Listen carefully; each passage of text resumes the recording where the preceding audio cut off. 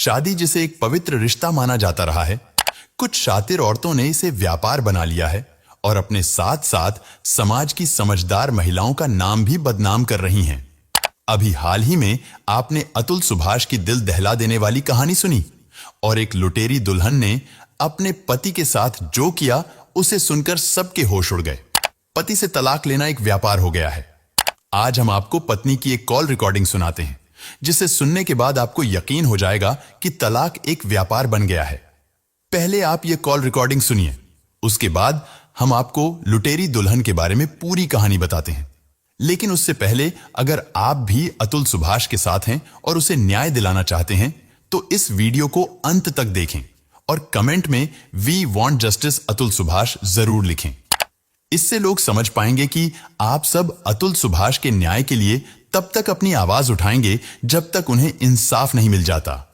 दोस्तों, सबसे पहले आप इस रिकॉर्डिंग को सुनिए कि कैसे एक औरत अपने पति को पैसों और भी चीजों के लिए उसे धमका रही है। इस रिकॉर्डिंग को सुनने के बाद मेरा दावा है, आप इस कलयुगी जमाने में शादी करने से पहले एक नहीं 1000 बार सोचेंगे। तो चलिए इस रिकॉर्डिंग को आपको सुनाते हैं, उसके बाद इसकी पूरी सच्चाई आपको बताते हैं। तुम अगर अच्छे से बात करोगे तो बात करेंगे, नहीं है तो कोई शौक नहीं। अच्छे से बात नहीं कर सकती। नहीं करना मत करो, हमको बात करनी है। अच्छे से मैं बात तुमने कहा था फोन नहीं करोगी, क्यों किया तुमने? करूंगी मैं, उसके पहले तलाक होना चाहिए। तलाक ले लो, बिल्कुल, हम तो तलाक में तैयार बैठे हुए हैं। हाँ तो मेरी शर्तों पे दो। हाँ बताओ, मेरी शर्तों पे दो। भेजो शर्त क्या है?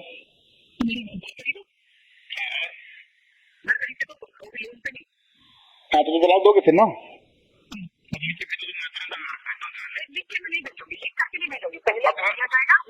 नहीं, वो तो फिर म्यूचुअल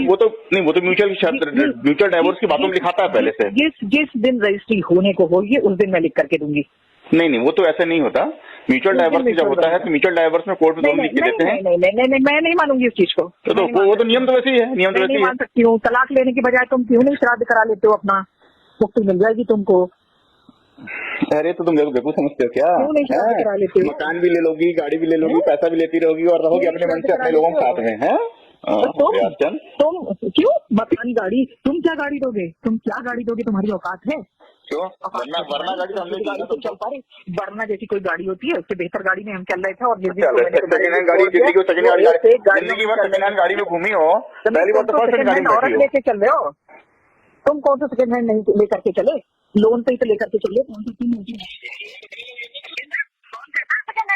कौन कहता जिंदगी भर तुम सेकंड हैंड पे चलते थे? हमको नहीं आती तुमने। तुम्हारे पास कौन सी गाड़ी होती थी? तुम्हारे पास गाड़ी तक नहीं थी जब मेरी मारुति 800 को तुमने गिराया। तुम्हारे पास गाड़ी थी तुम्हारे पास गाड़ी चलने के लिए? क्यों तुम चली थी मेरी? सुनो ना, आज अगर तुम लड़ोगे तो हम भी लड़ेंगे, हम बता दिए ना। तुम गंदा बोलोगे, हम भी गंदा बोलेंगे। हाँ लड़ो, अब तुम्हारा शुगर बढ़े या कुछ बढ़े नहीं बढ़ेगा, हमने सोच लिया ना। तो सुनो, जो 4 महीने में वहाँ पे हुआ था तांडव ना, करो, फिर कर लो आके, दोबारा फिर आके कर लो। सब तुम्हारे बारे में पूरा शहर जान गया है, पूरा खैरागढ़ सब लोग जान गया है। किसी को नई बात बची नहीं करने के लिए, पूरा शहर खाली पैसे के लिए औरत ने शादी की और पैसा मांग मांग के जी रही, बस और कोई काम नहीं इसके पास। सबको पता है कि तुमने धोखा देके शादी किया, सबको पता है। हाँ तो हमने धोखा दिया, तुमने शादी क्यों किया? और तुमने भी धोखा दिया, तुमने भी धोखा की शादी की। तुम्हारी कंपनी में मैं ऑब्जेक्शन लगाऊंगी। अभी मैं स्वीटी को फोन करती हूँ कि जमीन तुमको देंगी, मैं ऑब्जेक्शन लगा दूंगी, देख के दिखा नहीं पाओगे तुम। अरे तुमको जो करना है, तुमको जो करना है। चलो मैं भी स्वीटी को बोल रही फोन कर। हाँ तुमको जो करना है, आप दो जमीन दो, मैं ऑब्जेक्शन लगा दूंगी। बेचने नहीं पाएंगी तो मेरे से रिक्वेस्ट करने मत आइएगा। हाँ तुमको जो करना है करो। बहुत इतना दिखाने की जो तुम कोशिश कर रहे हो, तो अच्छे से बात करोगे तो कुछ बात करो, तुम गंदगी करोगे तो गंदगी। क्योंकि मैं ना सुनो ना, मैं बहुत कुछ झेल चुका हूँ और तुमको समझ गया हूँ। चलो तुम झेल कुछ नहीं गए हो, तुमको तो मैंने कहा ना, मैं तुमको कह रही हूँ तुम्हारी तो जिंदगी ही लंबी नहीं है। अरे मैं जब मरूंगा विजय बहुत सबकी हाई हत्या लिया था ना, वो भी उस औरत को धोखा दे के बैठाला था ना, चला गया ना साला कुत्ता। तो विजय को जो बात किया तो विजय को बकना था, मेरे क्यों बक रहे हो भाई? चला गया ना, अपनी करनी से गया ना भोग के। ऐसे ही जाते हैं इस टाइप के लोग। अच्छा, वो तो तुम पे, ये बात तो तुम पे भी लागू होती है। हाँ मेरे पे लागू हुई। मेरे को तो देखो भगवान ने अस्पताल के अंदर से सही सलामत भेज दिया। अपनी देखो, अब फिर आएगा। मैं तुमको कहती हूँ फिर वो दिन आएगा, फिर वो सिचुएशन आएगा। तो आएगा, उसमें आदमी मर जाएगा, उसका क्या होगा? मैं वहाँ से कह के आई थी कि देवव्रत सिंह तुम बेड पे हो गए और मैं आऊंगी, मैं बोल के आई। अरे तो भैया ये बताओ, कोरोना तो 1 करोड़ आदमी कोरोना हुआ भाई। तुम बेड पे थे और मैं आई थी, और अब मैं तुमको कहती हूँ कि इससे भी बदतर हाल होगा, और तब अब मैं भी दूर से देखूंगी, समझे? अब तुमको मैं बर्तन धो के खाना तुम्हारे मुंह में नहीं खिलाऊंगी हॉस्पिटल के अंदर, अपनी जान जोखिम में डाल के। अगर मैंने छोड़ दिया होता अंदर तो तुम बच के बाहर नहीं आती। अच्छा तुम सोच रहे हो कि तुम एस्टेरॉइड पापा के वहाँ पे जिंदा बच जाते? अरे तुम डॉक्टर भी हो क्या? मेरे को नहीं मालूम था।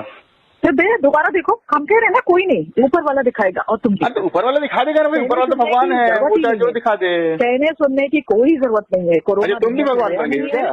और कोरोना दोबारा इंजेक्शन लगाने से कोरोना नहीं रुकता। तुम भी भगवान हो ना।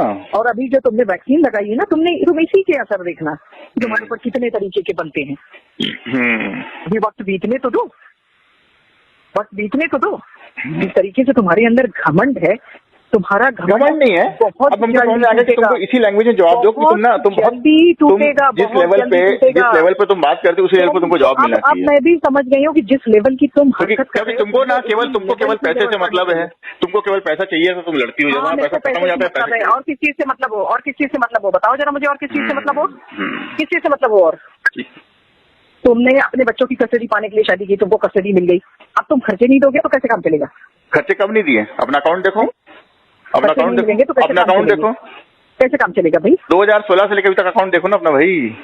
तो अब से तुमने खैरात दिया है? नहीं, खैरात नहीं दिया है। खैरात वो खैरात है, वो मेरा हक है, मैं कह तो रही हूँ। ठीक है, तुम चलो बेचो, मैं ऑब्जेक्शन लगा रही हूँ। तो जाओ ऑब्जेक्शन लगाओ। अगर तुम ये सोच रहे हो कि मैं बेवकूफ औरत इतनी दूर पड़ी हुई हूँ और तुम गुलछर्रे उड़ा करके वहाँ पे है, गुलछर्रे उड़ा के तुम भी दिखा रहे हो। ठीक उल्टी बात हो रही है, तो ठीक उल्टी बात हो रही है। मैं बेवकूफ आदमी यहाँ बैठा हूँ, तुम उधर गुलछर्रे उड़ा रहे हो। मुझे 60 लाख में बैठ के चलना है और मैं औरतें रिझाऊंगा 60 लाख में बैठ के। अरे मैं समझ नहीं रही हूँ क्या? मैं दरबदर, मैं यहाँ पे दरबदर घर के बगैर यहाँ वहाँ मेरा सामान चकवा रहे हो और खुद तुम 60 लाख की गाड़ी में बैठ के चलोगे, ये बताते हो मुझको? नहीं, मैं 60 लाख में घूमूं कि 6 लाख में घूमूं, तुमको क्या करना है उससे? घूम के दिखाओ तो तुम खरीद के दिखाओ तो, 60 लाख में चल के दिखाओ तो तुम। अरे मैं 60 लाख में घूमूं क्या 6 लाख में घूमूं, तुमको क्या करना है उससे? समझ गए? जिस दिन तुम घूम के दिखाओ तो मैं तो घूमूंगा, घूमना होगा तो घूमो, और तो तुम खरीद के दिखाओ। जिस दिन तुमने खरीदा या जिस दिन तुमने कोई भी ऐसी चीज में हाथ लगाया, उसी दिन मैं ऑब्जेक्शन लगाऊंगी। और मैं स्वीटी को कहने जा रही हूँ कि अगर मैं ऑब्जेक्शन तो मेरी जिम्मेदारी नहीं होगी कि आप मेरे से ये कहिए कि ऑब्जेक्शन हटा लो, मेरी जमीन फंसी है, तो वो मेरी जिम्मेदारी नहीं होगी। तुम्हारी हिम्मत ही नहीं स्वीटी बोलने की है, तो मैं तुम्हारी स्वीटी बोलने की हिम्मत ही नहीं है। बोल दूं कॉन्फ्रेंस पे? मैं कॉन्फ्रेंस पे रहो, तुम बोलो, मैं क्यों बोलूं? मैं कॉन्फ्रेंस में ले रही हूँ, रुको मैं बोल के दिखाती हूँ। रुको मैं बोल के दिखाती हूँ। बोलो। ठीक है, रुको बोल के दिखा रही हूँ। ये तुम बोलने के लिए मुझे बोल रहे हो? नहीं, मैं नहीं बोल रहा हूँ। होने की जरूरत नहीं है। मैं नहीं बोल रहा हूँ, मैं तो बोल दूंगा। तुमने कहा तो मैंने कहा स्वीटी बोल के बताओ, हमको क्या सुना रहे हो? हाँ तो ठीक है, मैं बोल दे रही हूँ उनको। बोलो कि अगर वो जमीन पे तुम्हारे साथ सौदा करेंगी तो मैं ऑब्जेक्शन लगाऊंगी, उनके कंपनी पे ऑब्जेक्शन लगाऊंगी। तो उसको क्या, वो तो बेच के अपन निकल जाएगी, उसको क्या फर्क पड़ेगा? बेच से क्या पैसा दे दोगे? देने की तो आती है, रुकेगी तो रुक जाएगा। साथ नहीं दे सकते, समझे? नहीं रुकेगा। ठीक है, मैं उनको बोल दे रही हूँ, उसके बाद की बात में देखूंगी रुकता है कि नहीं रुकता। उनको आज बोल दे रही हूँ। ठीक है, ठीक है, आज मैं उनको बोल दे रही हूँ, जैसे मैंने उस दिन मैसेज लिखा था वैसे मैं आज उनको भी। हाँ तो बोलो, चलो मैं तो सुन रहा हूँ, तुम सुना रहे हो मेरे को ना। मैं उनको मैसेज अभी लिख दे रही हूँ कि अगर आप लोग जमीन पे कुछ भी कर रहे हैं, कुछ भी चीज कर रहे हैं, बिना मेरे को कोई चीज इन्फॉर्म किए, बिना मेरे को कुछ दिए, मुझे गली गली यहाँ वहाँ का ठोकर खा करके, और वो वहाँ पे गुलछर्रे उड़ा रहे हैं, औरतों में पैसे बांट रहे हैं और रात भर और तुम बिजी रह रहे हैं, मैं उस पर ऑब्जेक्शन लगाऊंगी। उस कंपनी पे मैं ऑब्जेक्शन लगा दो। और अगर वो लोग जमीन दे रहे हैं तो वो उसके जिम्मेदार खुद होंगे, फिर मेरे से कोई ना कहे कि मेरी जमीन फंसी है। अगर किसी तरह का एग्रीमेंट तुम्हारे साथ वो करते हैं, ठीक है ना, तो हो जानी। ठीक है, मैं मैसेज लिख रही हूँ उनको और तुमको भी भेज दे रही हूँ, उनको भी भेज दे रही हूँ। अब आप वो कहानी सुनिए जो आपके रोंगटे खड़े कर देगी। दरअसल राजस्थान पुलिस ने कुख्यात लुटेरी दुल्हन को गिरफ्तार किया है। जानकारी के मुताबिक सीमा और निक्की उत्तराखंड की रहने वाली हैं और उन्होंने अलग अलग राज्यों में अमीर लड़कों से शादी की और फिर सेटलमेंट के नाम पर वसूली की। जानकारी के मुताबिक अब तक दोनों 1.25 करोड़ रुपए वसूल कर चुकी हैं। मिली जानकारी के मुताबिक लुटेरी दुल्हन ने फरवरी 2023 में एक व्यापारी से शादी की थी और वह शादी के 5 महीने बाद घर से 36 लाख रुपए के जेवरात और नकदी लेकर फरार हो गई थी। इसके बाद पुलिस ने जब जांच शुरू की तो सामने आया कि वह मैट्रिमोनियल साइट से लोगों को अपना शिकार बनाती थी। दरअसल लुटेरी दुल्हन तलाकशुदा और जिनकी पत्नी का निधन हो चुका होता था, उन अमीर मर्दों को अपना टारगेट बनाती थी। लुटेरी दुल्हन ने 2013 में आगरा के एक व्यापारी से शादी की थी। इसके कुछ वक्त बाद परिवार पर केस दर्ज करवाकर राजीनामे के नाम पर उसने 75 लाख वसूल लिए। इसके बाद 2017 में उसने गुरुग्राम के सॉफ्टवेयर इंजीनियर से शादी की थी और बाद में सेटलमेंट के नाम पर उनसे भी 10 लाख रुपए वसूल लिए थे। दरअसल दोस्तों, महिलाओं के लिए जो कानून बने हैं, आज उसी कानून का गलत फायदा उठाकर कुछ महिलाएं भोले भाले पुरुषों से शादी करके उन पर दहेज के कई झूठे केस लगवाकर उनको परेशान कर रही हैं। जब आदमी कोर्ट के चक्कर काटते काटते थक जाता है तो ये लोग केस सेटल करने के लिए उससे लाखों की डिमांड करती हैं, जिससे कुछ पुरुष लाचार होकर अपनी जान दे देते हैं। उन्हीं में एक नाम है बिहार के अतुल सुभाष का, जिन्होंने अपनी पत्नी निकिता की प्रताड़ना से तंग आकर अपनी जान दे दी। करप्शन जो चल रहा है अदालत में और न्याय में, उनको चाहिए कि ये न्यायालय जो है एक मंदिर है, वहां पर बैठा हुआ इंसान यदि करप्शन करेगा तो फिर और अतुल सुभाष ऐसा करेंगे। ये कानून का जो गलत दुरुपयोग हो रहा है उस पर संशोधन करने की जरूरत। दोस्तों, यह ठीक है कि औरतों के हक के लिए जो कानून बने हैं उसका अपना एक इतिहास है, उसकी जरूरत भी है। पति के लिए भी कानून होनी चाहिए, पुरुषों के लिए कानून नहीं है, यही महिलाएं सब गलत फायदा उठा रही हैं। लेकिन सवाल यह है कि इन्हीं कानूनों का फायदा उठाकर कई महिलाएं सीधे साधे मर्दों को फंसा देती हैं, उन्हें अपनी जान देने के लिए मजबूर कर देती हैं।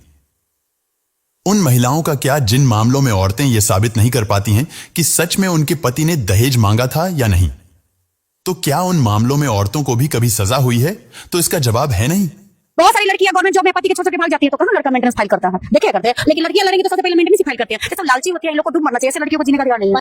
ऐसे मामलों में ऐसा कोई कानून क्यों नहीं जो यह तय कर सके कि बच्चों के मेंटेनेंस के लिए औरतें कितना पैसा मांग सकती हैं? अतुल के केस में आखिर यह कैसे डिसाइड हो गया कि निकिता को अपने 2 साल के बच्चे के लिए 40,000 महीना चाहिए? आखिर उसने कैसे तलाक के लिए 1 करोड़ के बदले सीधे 3 करोड़ मांग लिए? यह तो दहेज की आड़ में मर्दों के साथ लूटपाट है। आज हम अतुल की बात कर रहे हैं, लेकिन ना जाने ऐसे ही कितने मामले अखबारों के पन्नों पर छपकर खत्म हो जाते हैं और किसी को हवा तक नहीं लगती। कुछ दिन पहले इसी तरह के एक मामले में सब इंस्पेक्टर हरीश ने अपनी जान दे दी। इसी तरह प्रोफेसर दीपांशु का मामला है, वो भी 1.5 साल से अपने बच्चे से नहीं मिले थे। इसी तरह के केस में मुंबई के संदीप पासवान ने भी अपनी जिंदगी खत्म कर दी थी। उनकी फैमिली और उनकी वाइफ ने भी लगातार टार्चर किया था। उन्होंने भी 20 पेज का एक नोट और 20 मिनट का एक वीडियो बनाकर अपने जीवन को अलविदा कह दिया था। अतुल सुभाष की कहानी पूरे भारत ने नम आंखों से देखी और सुनी। पूरा भारत अतुल सुभाष को इंसाफ दिलाने के लिए जी जान से आवाज उठा रहा है। वैसे दोस्तों, आप लोग ऐसी घटनाओं पर क्या सोचते हैं? कैसे ऐसी घटनाओं को रोका जा सकता है? क्या मर्दों के लिए भी कोई कानून बनना चाहिए? कमेंट बॉक्स में जरूर बताइए और इस वीडियो में हमारी मेहनत के लिए चैनल को भी जरूर से सब्सक्राइब कर लें।